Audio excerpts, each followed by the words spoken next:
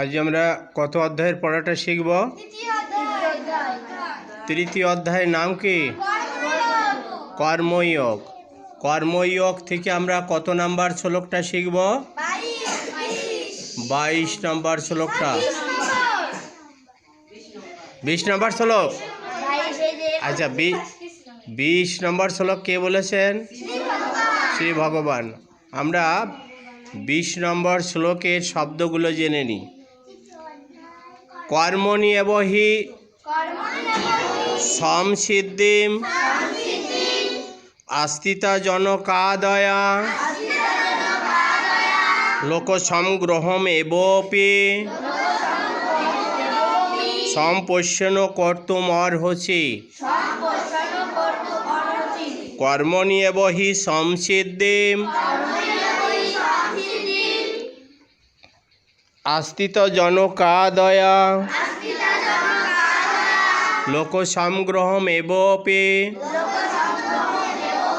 সম্পোষণ কর্তুমর্হসি। আমরা এখন অনুষ্টপ ছন্দে এই শ্লোকটি পাঠ শিখব। কর্মণ্যেব হি সংসিদ্ধিম আস্তিতজনকাদয়া লোকসংগ্রহম এবপি সম্পোষণ কর্তুমর্হসি। কর্মণ্যেব হি সংসিদ্ধিম আস্তিতজনকাদয়া লোকসংগ্রহম এবপি সম্পোষণ কর্তুমর্হসি। সরলার্থ: জনক প্রভৃতি মহারাজরাও কর্ম দ্বারা ভক্তিরূপ সিদ্ধি লাভ করেছিলেন। অতএব জনসাধারণকে শিক্ষা দেওয়ার নিমিত্ত তোমারও কর্ম করা উচিত।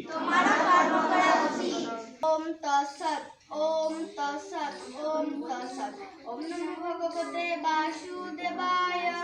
শ্রীমদ্ভগবদ গীতা দ্বিতীয় অধ্যায় কর্মযোগ। শ্রী ভগবান বলেন 20 নম্বর শ্লোক।